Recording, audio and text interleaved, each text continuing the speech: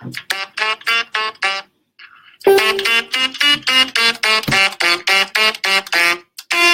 Hey. Welcome to TacoBagel. Hello, friends. Good Shabbos to everybody except for Sheldon Adelson, who's offering to pay for the Jerusalem embassy. Ooh, and today we have on hand, thanks to Bagel, kosher wine. Manischewitz kosher wine. It is BDS approved because it's made in New Jersey. It tastes like alcoholic grape juice and the suffering of my people, and it is wonderful. It tastes like the suffering of your people because it is delicious. I mean, we know how to make suffering taste good. Wow. The Catholics don't know how to do it. We know how to make suffering flavorful. Oh, okay. Yeah. This is really good. This is the first time I've had this. See? So I'm really excited about this. Manischewitz, if you are watching this, sponsor us. We would love sponsors. Yeah, we would love sponsors. Give us money to drink and talk about shit. Yeah. If you're an alcoholic enthusiast of any sort, feel free to sponsor us. An alcoholic enthusiast. Jesus fuck. Yeah, we'll take it. Yeah. Today we actually have a really special episode. We do. A very special episode TM. Like on a Yeah. sitcom, except for not funny. Yeah. Except for also funny. It's actually a really hot topic right now. Yeah. And Some hot takes. yes, the hot takes. The What hottest takes. even is gun control? Yeah. What even? So we're going to talk a little bit about that. I just want to take a moment to remind everybody that I'm Taco. I'm Bagel. And my real name's Michelle, and this is my... This is Stephanie. Hi. And so we're really excited to get this conversation going. Do you want to do a little recap of what's been happening? Yeah. So if you have somehow not heard, what was it, like 9 days ago, there was a shooting at a school called the Marjorie Stoneman Douglas School in Florida. 17 people were killed. 14 were students, 3 were teachers, and 7 of them were Jewish, which is important because the shooter explicitly said that he wanted to kill Jews. And since then, all sorts of students from that school have risen up in open defiance of the government and the NRA, and no, we're dying for no reason. Fuck this shouldn't be happening. Hell nah. Their thing is we call BS. Right. And it has re-sparked the gun control debate in the nation, and all sorts of liberals are well, we must take away guns from everybody who is not the police or the military. And then all sorts of folks who are on the left are well, we must take away guns from the military and the police, but arm the civilian population. And so this is where we come in, where we are a couple of salty people who have opinions on the internet. And I'll start off by saying this is going to be a really nuanced discussion. We actually took a poll. We did a poll this week on Taco Bagel page, and we asked... we like democracy. This is not a dictatorship, contrary to what I'd like to believe. We took a poll, We did. and I believe 17 people We got responded. 17 votes. Oh, 17. Oh, whatever. That's the same number of people. Never mind. Yeah, it's 17 people. It's 17 people is a fair amount of people. But 3 voted no, we don't need stricter gun control legislation, and the rest voted yes. Yeah, 14-3 in favor of stricter gun control. Yeah. Oh, people are saying hi to us. Hi, people. Hello. Hello. Hi. Hello to everyone who's joined us so Hi. far. Hello, fans. Fans. So overwhelmingly it seems that People favor stricter gun control. Yeah. Well, at least in the 17 people who voted in our poll. Yeah.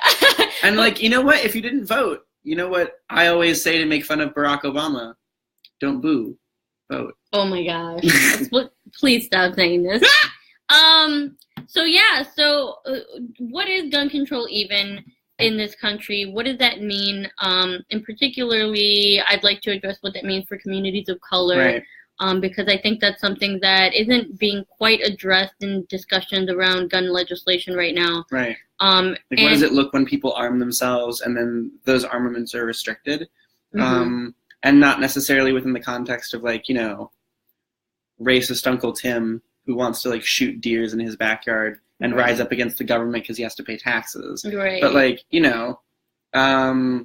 and so, yeah. So I think, what I'd like to do kind of now is review a little bit about the history of the NRA, and the way that it was very much systemically based in anti-blackness, like, and like supporting the KKK and stuff right. like that. So you have, historically seen that the NRA is rooted in this desire for white protection, and the dates and the statistics line up for this, right? Because when you're looking at the way that the slave trade ended, there was the Emancipation Proclamation, right? Which freed 0 slaves. Yes. Yeah. There was an extended probation period for freedom for many people. Yes. But what ended up happening is after that occurred, there was the formation of the KKK, and this happened in 1865. Right.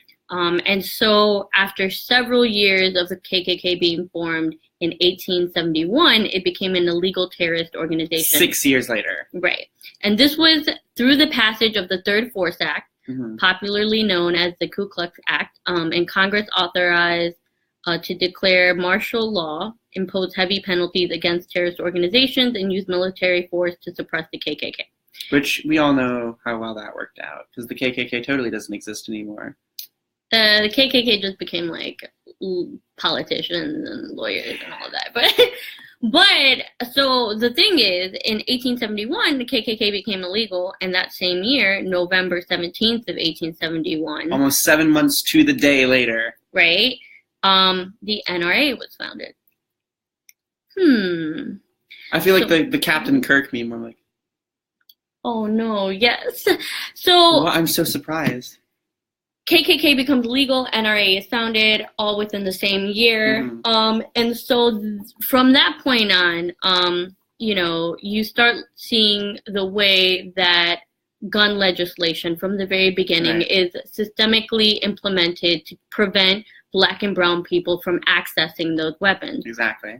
And there's actually a quote that I found from, I believe he was the previous NRA director. He was a white guy. He's a conservative, and he actually... Haven't they all been white guys? Yeah, pretty much. And he actually had a quote that directly it said, the initial wave of gun laws were instituted after the Civil War to deny Blacks the ability to defend themselves. And this was National Rifle Association President David Keene. This was about 2013. So I'm not 100% sure if he's still the president, but... He's not. Wayne LaPierre is. Okay. The guy who like literally sounds like he was resurrected from the grave as an old-timey member of the KKK. Yes. Yeah, and he like kind of looks like it too. He's got like that smarmy old white guy hair and like that sinister "I'm explicitly a racist" look. Literally every single white man that's ever existed. That's like the Emperor. You're describing the Emperor from Star Wars. I am. Yeah. but he does kind of look like that. Yeah. Wayne LaPierre is sort of like, he looks like if the Emperor from Star Wars got like a little bit of plastic surgery, but not a lot of plastic surgery. Yeah.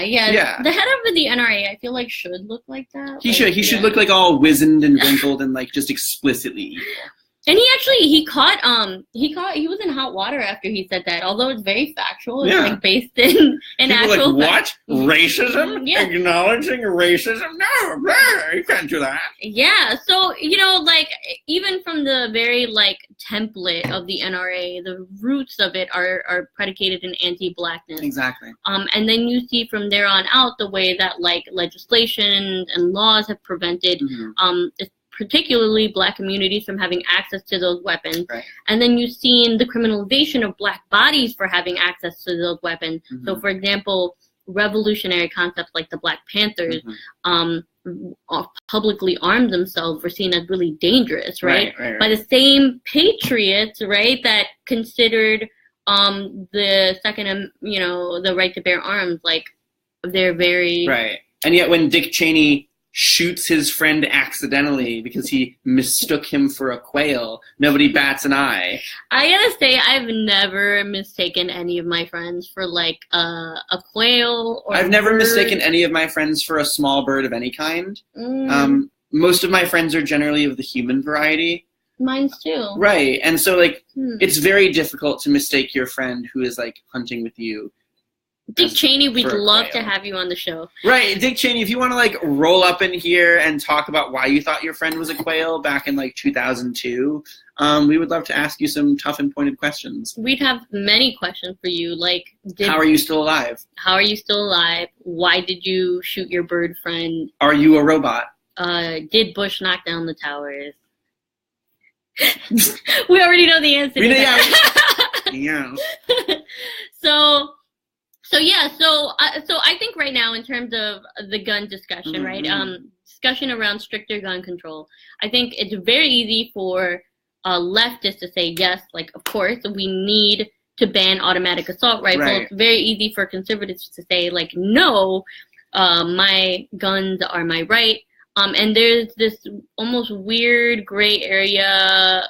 I sometimes it's so fucking left that it's almost right. Like right, where like people are like, no, we must arm the entire population just in case. Right. Just leave everyone in gridlock and fear, you know?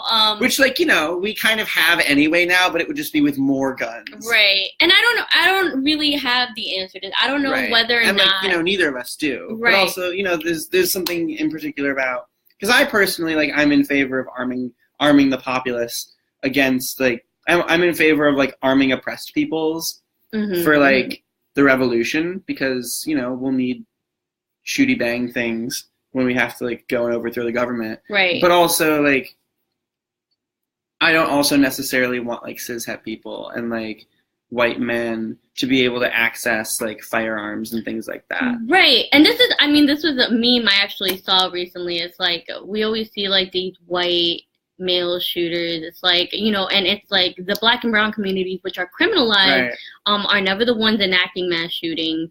Shout out to the thousands of mentally ill women who don't go on shooting rampages. Yeah. So mass shootings by women are, if non-existent, very minimal. Like has there been a woman mass shooter? I don't, not that I could find, not to say that it's not there, but I have personally never heard. If anybody has and if we haven't heard about it, it didn't happen. If the two of us can't specifically find any information on it, then for the purposes of TacoBagel, it never existed. If somebody would like to post a link of a woman, I'm gonna see like a Fox News report of like all the like women male shooters. The women male shooter epidemic is non-existent, right? So it begs to the question, like what is actually the problem, right? And like I think, you know, most of us know what the problem is. It's like this isn't a guns problem. This isn't like, you know, it's a lot of different problems. Yeah, but it's also it's primarily a whiteness problem. And it's primarily a toxic masculinity problem. Right. Because we see like an overwhelming percentage of these shooters are men. We see a vast majority of these shooters are white. And I'll also say there is a trend, and if I do a lot of research around a lot of things because I write, but when the research what a reporter doing don't call me a reporter. And these journalists. I'm just a writer. I'm a person that writes stuff.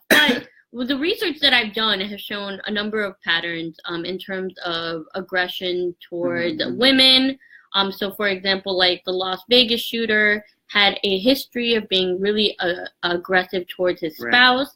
The San Bernardino shooter like explicitly hated women because they wouldn't have sex with him because he was an ugly chode. Right. Yeah, and even the most recent Florida shooter, Nicholas Cruz, was said to have been really like verbally abusive and like he super hated Jews. Yeah. He like said that Jews controlled the government and like wanted to overthrow the world, which like I mean, if we want to do that, they left me out of that meeting. No, damn. I need to read the meeting minutes more. I don't think that's a thing that we're trying to do. You know. Oh, somebody said 98% of shootings are male identified. Let's see what this link here says. This is just about Elliot Rodger, why mass killers are always male. Yeah. So. Yeah. I mean, essentially, it's a doodly dude thing. It's very toxic masculinity based. It's very much rooted in the way we teach men, in particular, to process trauma and anger, and the way we teach them is appropriate to exert that anger. And I don't think that conversation is being had, right? Because it's not something tangible that we can change in laws. Like that would require us to reconstruct our society in a way. Are we gonna finally get the hashtag man ban? Man. Yeah, we're about to lose like 2 of our viewers. No. That's okay. That's okay. Yeah. I mean, like if you're a guy watching this podcast, you should know what we think. You should know both of us by now. No. So yeah, it's become a really like multifaceted issue because while on one hand, I do agree. I don't think it should be as easy to gain access to automatic assault rifles, right? And that's pretty across the board. Right. Like, you know, nobody needs, like, people don't need easy access to, like, weapons of war. Right. And this was really interesting because the spokeswoman for the NRA was at a town hall meeting for CNN recently. Got roasted by some great teenagers. Got dragged Excuse me. From... I'm allergic to the NRA, sorry. Are we all? Yeah, and they just got dragged across the board by a number of teenagers who were just very much mobilizing right now. These kids are all right. Yeah. These kids are all right. They are doing really great stuff right now, and I'm really excited to see like youth coming together in this way. I'm a fan of these youths. The youth. We sound so old. The youth. I'm a fan of the youth. Oh my gosh! And actually, I got a question from someone the other day, and I promised them I would address. Wait, we're getting audience questions yeah, now? a little bit of audience questions. Okay. And this was a question from Samantha Garcia, who had messaged me the other day. Yeah, I know. Yeah. Hi. And she said, even though I understand and agree with the idea that gun control will be carried out much differently against people of color, I've been very moved and inspired by the organizing and work from those kids from Florida that I've done in the last week. I was just wondering what your thoughts were on that. That, like, even though I realize it's more complicated, I just feel as, like, I feel for them as survivors and feel moved by them. Right. So yeah. So I think like it's really interesting because, like, particularly if you look at the history of, like, legislation and regulations that have been passed following school shootings, like after the first major school shooting at Columbine, there were like tens of thousands of like school resource officers, which are basically just a fancy way to say cops in schools, that were hired by these schools to like keep people safe. But there have been like dozens and dozens of mass shootings in schools since then, and like cops in schools haven't prevented any of them. And a news report came out today. Oh, but yeah, the cop at this school that got that the shooting happened at just like last week, he didn't even like attempt to do anything. Didn't he? Like, did he run away? Yeah, video footage showed that this hired police officer ran away. Yeah, they basically did not try to enter the vicinity, and there, you know, but his job is to stop this shit. Yeah, and you know, like, I'm unapologetically anti-police, like fuck Same. 12 and fuck state sanctioned violence, like across the board. Right. But if you are already a cop, if you've already made the poor life decision to become a cop, right, and are hired explicitly in a school to stop school shootings from happening, and then you don't do that job, exactly. Like, what the fuck are you doing? If that is literally what you've been you had had to do. one job. And instead, these school cops, like, instead of preventing mass shootings or like violence in schools or whatever the fuck they were hired to specifically do, instead they've been used to like disproportionately suspend and arrest Black and brown students for like routine behavioral violations that like white kids would just get like a detention for. Right, and Guillermo just affirmed said the exact same thing. The cops are there to arrest and brutalize students of color. Right. And so, like, it's very important for us when we're talking about, like, well, what's going to happen in schools, and when we're hearing these students talk about what's going to happen in schools, that we realize, like, what already happened in schools following mass shootings is that there was a concerted attempt to put more guns in schools. There was a concerted attempt to put more security measures in schools. There was a concerted attempt to put more cops in schools. And what happened was that those security measures looked like pat-downs and metal detectors in black schools, and predominantly black schools. It looked like cops in schools that only arrest Black and brown kids. It looked like zero-tolerance policies that disproportionately suspend marginalized people who are mostly Black and brown or queer or trans. And it looked like policies and additional hires of like personnel that didn't do anything to change the actual pattern of like school-based shooting violence, but instead caused additional violence towards marginalized communities within those schools because they were exposed to the military industrial complex, because they were exposed to the police industrial complex. And the military is another thing that we should talk about, because like there were a bunch of reports that this kid was trained by like the junior ROTC, and like what role does like active military recruiting in public high schools play in these sorts of school shootings? I think that's something that we really need to talk about. Well, one of the things that people had kind of talked about when the shooter first came out, there were all these reports about him being like a white nationalist and stuff. Well, the heck, yeah. But there was a lot of backstory around his upbringing and the trauma he had basically had gone through in his childhood. Right. And I believe that he had lost his mother, and there was a lot of stuff going on. And the thing is, like, we're so quick to humanize these shooters in so many ways when they are not already criminalized, right? And I say that when they're white shooters, and you see the narrative around that being shaped very differently. Right. But more than that, it's like, if this is at its root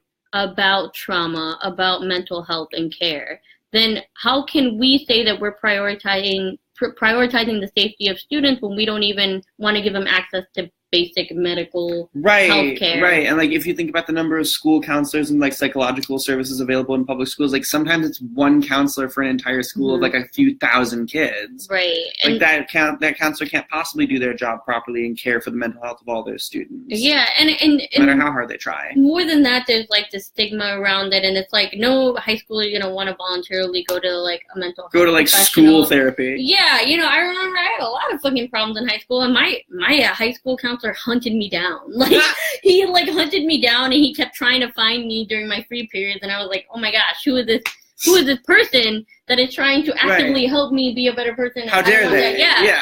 Well, so and I had like a different experience where like I totally went to in-school therapy, and I was super stoked for it because I got to skip class. But like, I didn't realize I could get to skip class. It's the gimmick. It's the gimmick is if you like admit that you have mental illness, you get to skip class. Well, the other thing too is that I want to really highlight is important. Same school kids. It's really important to not conflate like mental illness with the kind of brutal violence that we're like the epidemic of violence that we're facing right now, because there are so many people that deal with mental health issues in this country that obviously don't go on shooting rampages. So like and I even like I hate that term epidemic of violence, because we're trying to like, even that language is pathologizing in this way, where like we talk about violence and school shootings as like some sort of disease as though they can be cured. When in reality, they're the product of a number of systematic, like intentional in many cases, products of society that. But a social disease. Right. Well, I mean, like a social disease, but I'll, like I don't know.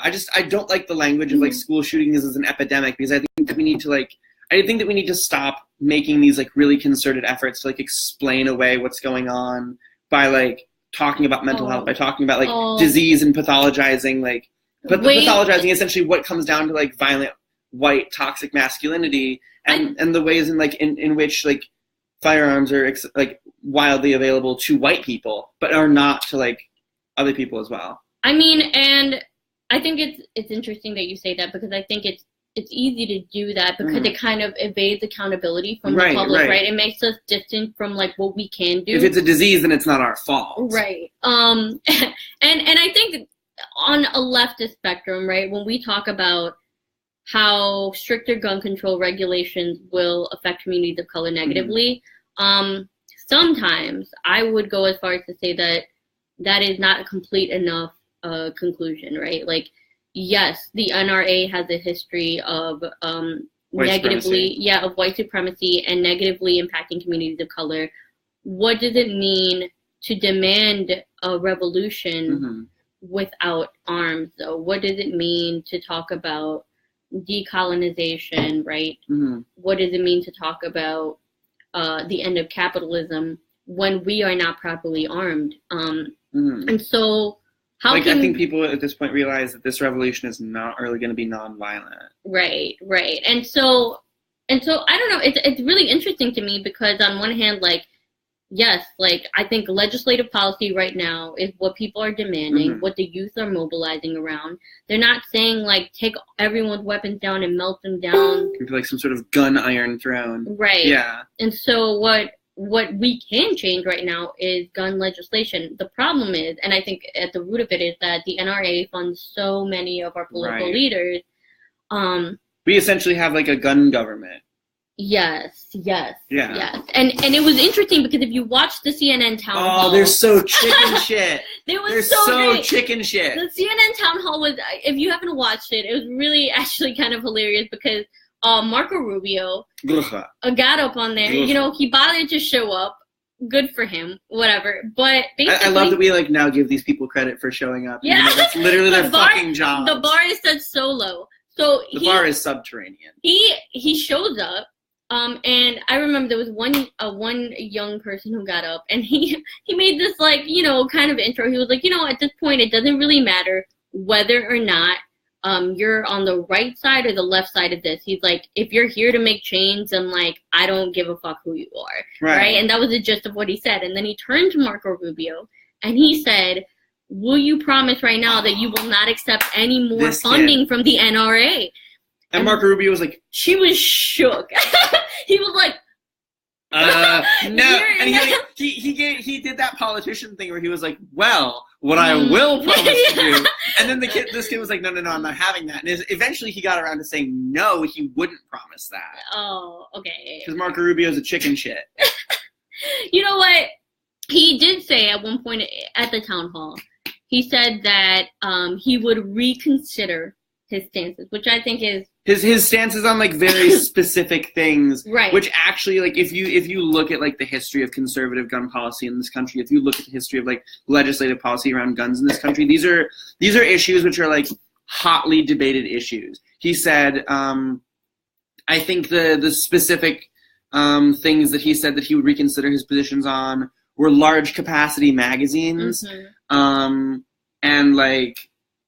What was it? It was something about like bump stocks, which are basically just like things that let you shoot more and shoot faster. Yeah. And if you look at like what those positions, like taking those positions, what that equates to in like the mainstream U.S. discourse around like gun control policy, those are actually like incredibly like right center positions to take. And so he was moving from like the most rightward position available on these sorts of things. Like, yeah, we should be able to buy like how many guns that we want that can shoot big and shoot fast and shoot lots. And he went towards like, yeah, maybe that's not such a good idea. But he didn't actually say that he would come out against them. He did that thing where he was like, I will reconsider my positions, which isn't a commitment of any real kind. Right. And Marco Rubio's trash. And you can honestly say anything you want on live television. On CNN, nobody will hold you accountable. And that was the other thing is that there were a number of people that had showed up in Congress that day to hear Congress take a vote or talk about gun legislation policy. Well, that was the Florida.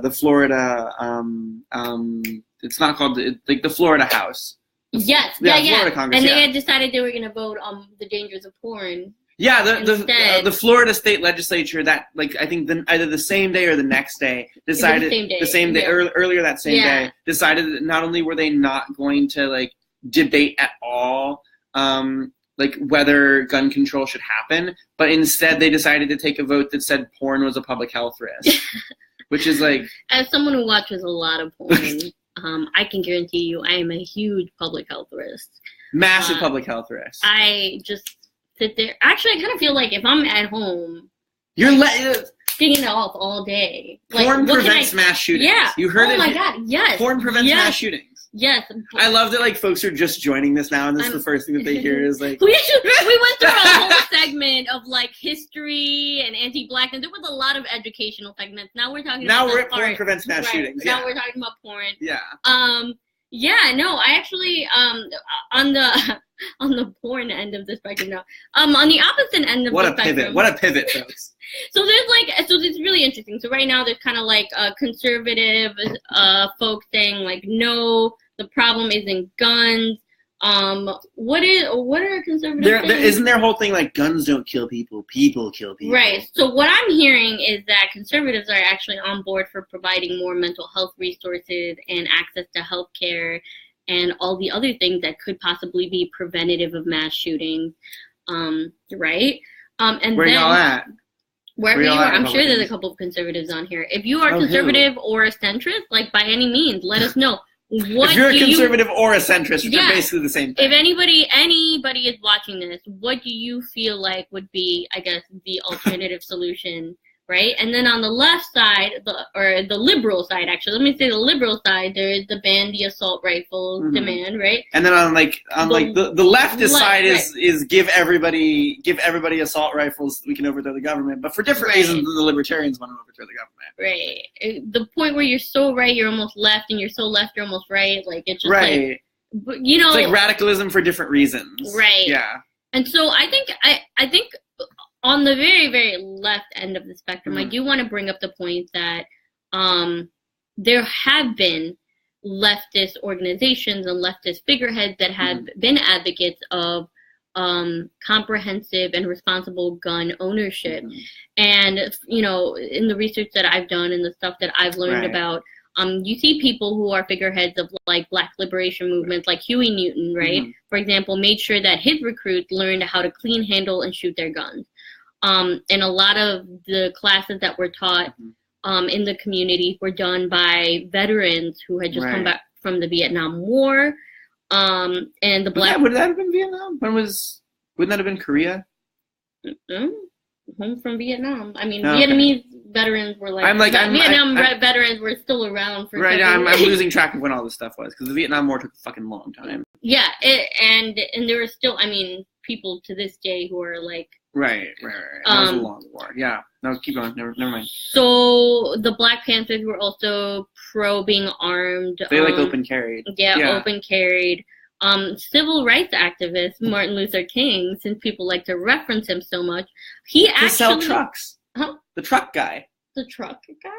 During the sports game, they're oh my god. It's like a month-old joke. Never mind. Oh my god, I'm so done. Okay, so MLK, after his home was bombed, obviously, he, even though he was a committed nonviolence activist, he went and he applied for a concealed carry permit. Yeah, a concealed carry firearm in 1956 after his house was bombed. Unfortunately, his application was denied. So this speaks back to the systemic racism of the NRA and also the government. Yes. Yeah. And if anybody would need a gun at the time, it'd definitely be MLK. Right. Like, if there was one person in that whole fucking country who needed a gun, it was this dude. I want to propose a theory right now. If MLK had gotten his application accepted, would he still be alive today? Was he shot by a sniper, or like? He was shot by a sniper. So they probably wouldn't have. Yeah. What I'm saying is, this is the same argument that everyone's making on the right? It's like guns prevent shooting. Oh god, I hate that shit though, because then these same weird like neo-Nazi people who are like everybody gotta have guns are saying that like they're you know how like right wingers like to do this thing where they're like Nazis, but they also like hold up Hitler as this bad thing because Hitler was bad and everybody agrees on that, but also they don't like to admit that they're Nazis. So one of these like common arguments against gun control is that like Hitler took everyone's guns and then murdered millions of Jews, and then the implication there is like, yes, because if those Jews had guns, then the like governmentally funded Nazi war machine totally wouldn't have killed us. Right. Which is like wrong. Right.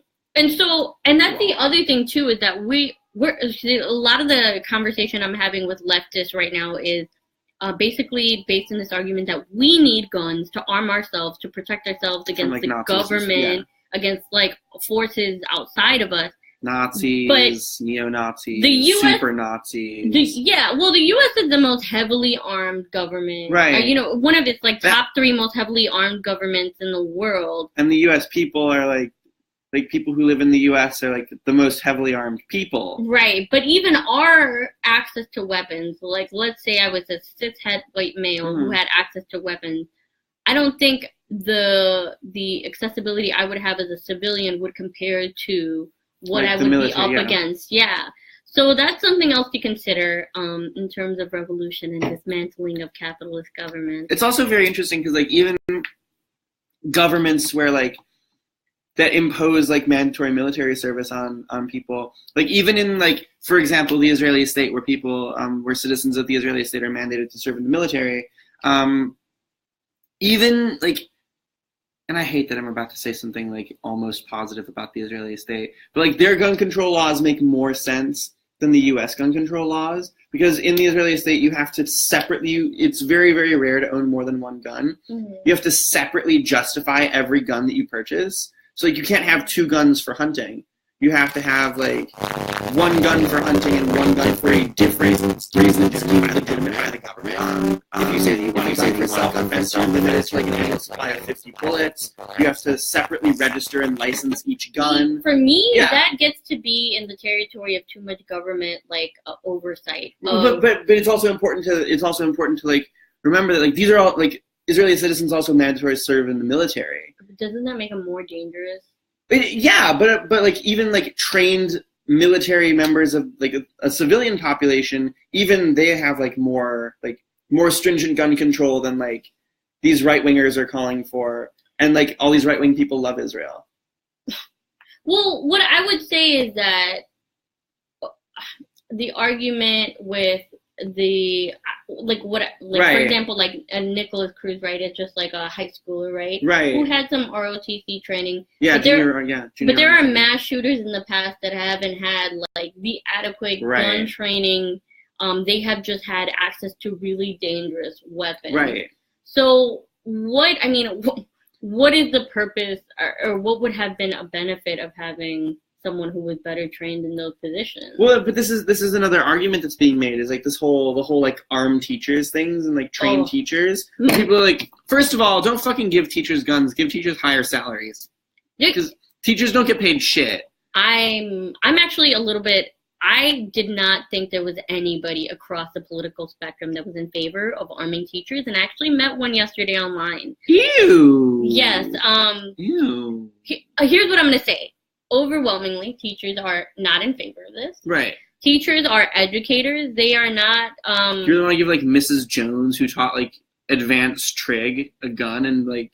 Yeah. What's that gonna do? And third of all, teachers are human beings too, and they have bad days. Like, you know, right. To put that kind of, like, pressure on. And I would, like, hate to be, like, a black or brown kid in a school where, like, an angry white teacher has a gun. Yo, and there was somebody, or. Like a bunch of somebody. Yeah, a bunch of somebody. There were several people online that were talking about their personal experiences with racist-ass teachers, with teachers that were absolutely, you know, these teachers in these schools, right? Some of them are absolutely fantastic. Some of them support their students. Right. But some of these teachers, some of these teachers are the same teachers that call the cops on their students, on their black and brown students. And some of these teachers sit by and watch the cops assault their students. Right. So, like, for me, that's not people that you want to have armed. Right. I don't want my fucking teacher armed. Like, goddamn, that's crazy. Right. And that's not even in the job description. Even the, like, I want to say the good teachers don't get paid enough to be put in that position. Even the highest paid teachers don't get paid enough to be teachers and soldiers at the same time. Right. Like, these are generally two different populations of people. And I'm a little flabbergasted that anybody thinks that could be, like, a flabbergasted. Flabbergasted. I am flabbergasted. It's like, it's very concerning to me when we see this, and I'm gonna say we, Donald Trump was, I believe, the first person to propose this. People did it, a few years ago too. There were, like, some, like, super, like, weird right-wing people who were like, you know what a good solution for this is? Oh, yeah. Teachers should have, and then Trump is coming along and be like, oh yeah, I heard that on TV once, that must be a good idea. He's the first person to prominently propose it. I would say it's concerning to me that the President of the United States is seriously considering saying that this is a feasible alternative. Yeah. And then he walked it back a little bit today, and he was saying, like, oh, you know, only the top 20% of teachers, the best of the best, will receive military training. I don't want any percent of the teachers armed. I think right, like, what a stupid idea is that? Yeah. I don't even think teachers carry guns in military schools. No. Actually, Like, schools are gun-free zones. Like, right, like there are across the board schools that for reasons. explicitly are like staffed by people who have military training. I don't think that they carry like guns with live ammo. And I saw this perfect meme for this that was like, I love when memes are perfect. people are like, oh, we want to put, arm Right. our teachers and put metal detectors and have security guards in there. And someone was like, that's a prison. You are literally building a prison. You are describing a prison to put children in an environment where it's already very stressful and strenuous for them in a lot of ways, academically, socially, like psychologically, and then you're like adding this like very high security component to it. Oh God! Don't on top of that, like, don't even get me started about like students who are too stressed out and have a mental health crisis, and then teachers aren't trained to deal with that, and then they like if these teachers have a gun, like it's a bad idea. It's a bad idea all around. Hands down, I'm just down voting that all the way. We are both TacoBagel votes down armed teachers. No, bad, boo. And no teacher that I know personally has ever said they wanted that. Every college professor that I know is just like laughing their ass off at this idea. What's gonna happen when you give women's studies professors guns? I mean, they'll shoot the administration, but like. I'm no. It's a bad idea. Yeah, it's a terrible idea. TacoBagel does not promote teachers in the arm in any way. We promote the money that would have been used to militarily trained teachers and buy them guns being just directly transferred to their salaries. Right, to their salaries. Also, where did the U.S. government get this money and they can't pay for all this other shit? I mean, maybe I'll drink the last of my wine. So to kind of summarize what we've been saying in the last hour, no armed teachers.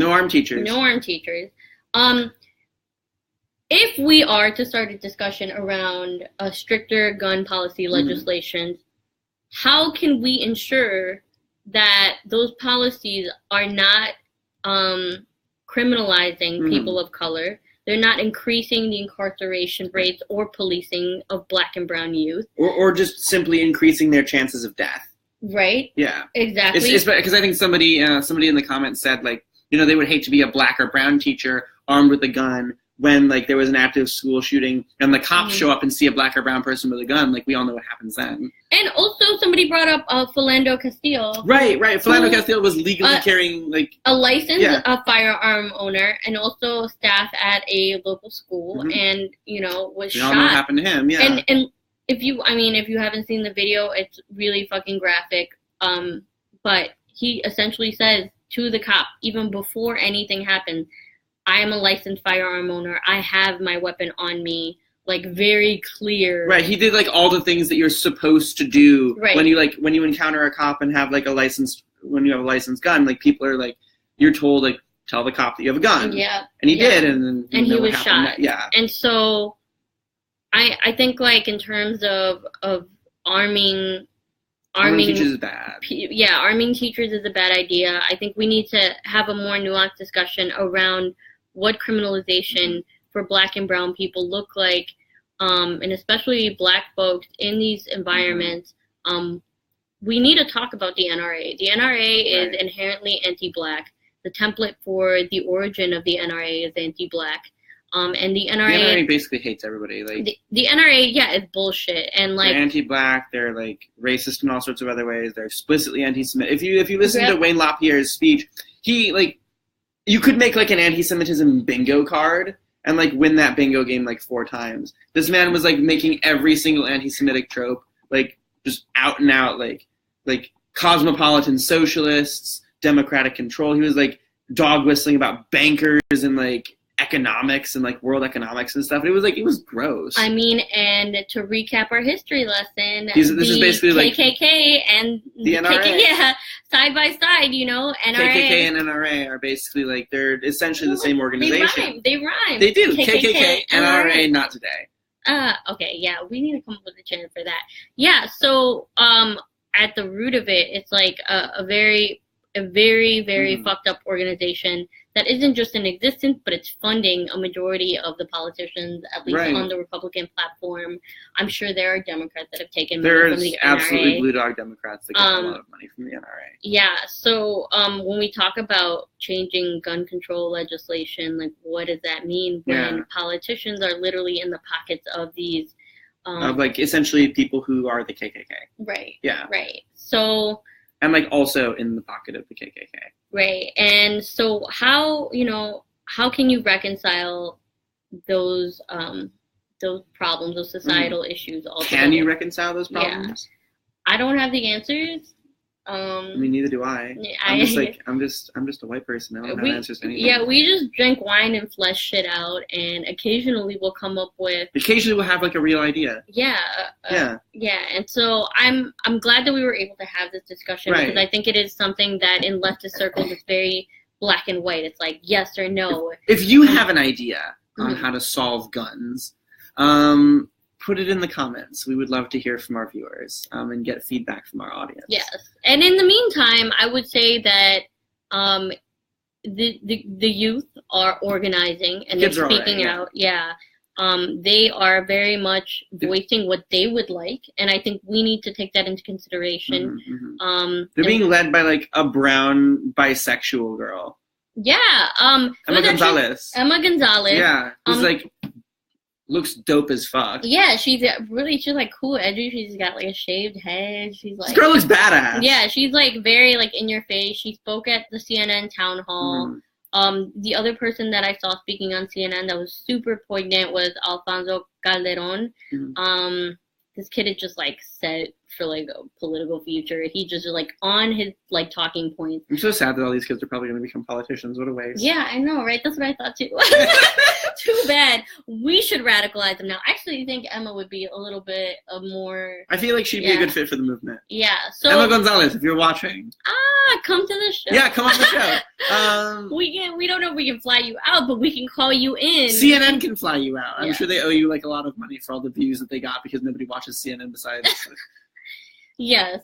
But in the meantime, I would say support local youth, or help them mobilize. Listen to your local like black and brown and queer and trans communities on like what they feel about like firearms and gun safety. Yeah. Absolutely support youth who are mobilizing. Yes, and definitely take some time to do a little bit of historical research on how the NRA was started and how much agency they have in gun control legislation. Right.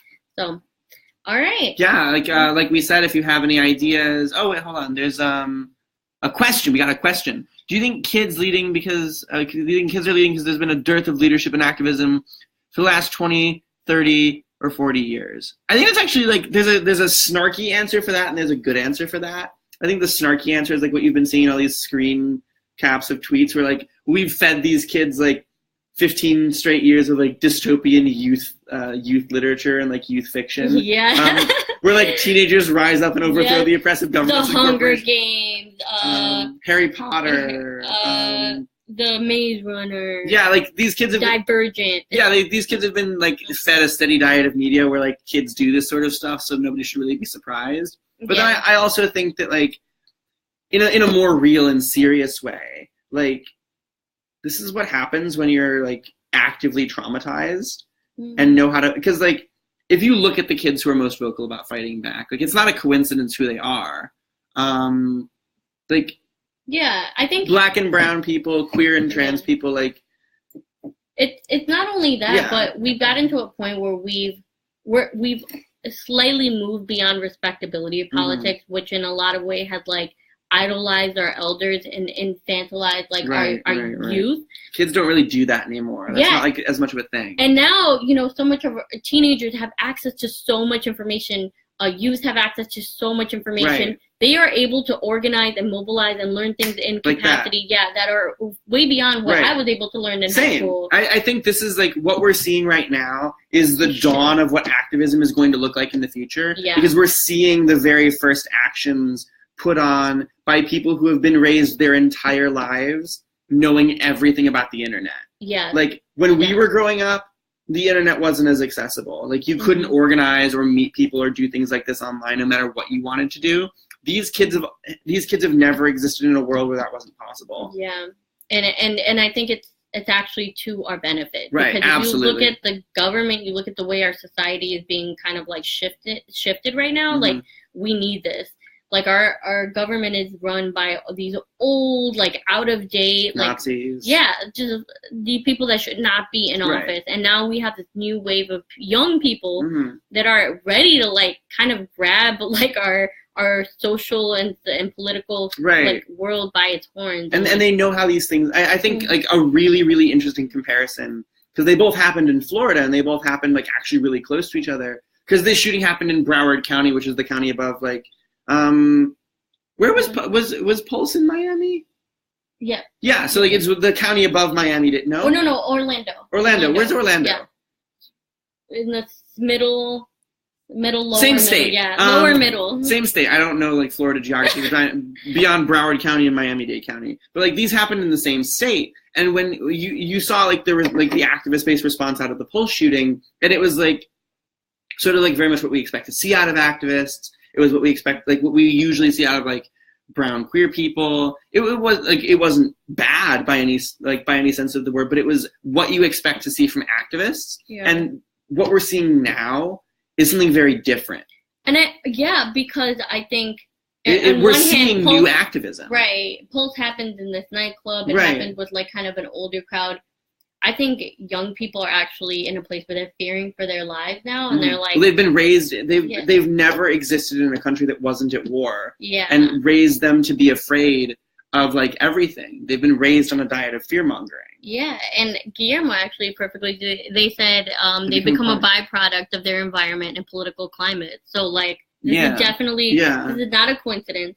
This is what needs to happen right now, and, like, we're seeing, like, what happens when an already highly traumatized generation experiences trauma firsthand and decides to fight back. Yeah, and by all means, support that movement. I think the best parallel to this is, like, and there were, like, photographic parallels being drawn of, like, activists from ACT UP, who also staged, like, die-ins and protests in front of the White House. Yeah. I think, like, ACT UP is one of the best examples of, like, activism that's happening like this, or, like, happens with this kind of urgency, because that was also, like, a generation full of gay people who were growing up actively traumatized with, like, a government that denied their existence and denied their needs in, like, healthcare. And this is, like, in a very similar sense, these are a generation of children who have been trained for school shootings their entire lives. They've lived their entire lives, gone to school their entire lives in an environment in which, like, this was the norm. Like, they underwent, like, emergency shooting drills their entire school careers. And they've been trained to, like, expect these things. And I think this is what happens when they say, like, look, you've been doing all these things to us and you've been putting us through this trauma our whole lives. Like, none of it works, none of it's happening, and the government isn't invested in any sort of change. Like, fuck off. Honestly, just the youth waking up. They're waking up, they're realizing they pissed off the children. Yep. And they're realizing the government is not their friend, and that they can only do that the government can only do as much as they want to, right? So, yeah, I think these are kids flexing their muscles and seeing what they can force the government to do. And then, like, in 9 days, look at what they've accomplished. Yeah. And I think this is the perfect time for them to kind of really rise up. Yeah. I'm excited too. So we'll be definitely following up on that and seeing what's available. What kind of kids are organizing here and globally, what's going to be happening. Do you know of anything happening in Chicago on this? Well, Chicago's gun legislation issues are a completely different topic, and maybe that'll be a completely different TacoBagel episode. But we should do a TacoBagel on that. For now, we will definitely just wrap it up. Remember to like our Facebook page, share this video, tell your friends about TacoBagel. This will be up on YouTube later, either today or tomorrow. Check out our YouTube channel, TacoBagel Podcast. Subscribe to it. Watch the videos, leave a like, leave a comment, leave a share. leave a favorite, whatever the fuck YouTube calls the things. Support us. If you are a maker of alcohol, please sponsor us. If you just want to send a bottle of wine, if you want to send us a bottle of wine to drink during Taco Bagel, we will give you a shout out. Yeah, we will give you a by name shout out, and no matter how bad the wine is, we will act like it's the best wine ever. So good. Actually, but also, don't send us nasty wine on purpose. Yeah, please don't give us the worst wine. Just the best wine. Yeah. Send us your favorite wines. Thank you guys so much for tuning in. Thank you so much. We will be back in a couple of weeks. And until then, we will remain Taco Bagel. Taco Bagel.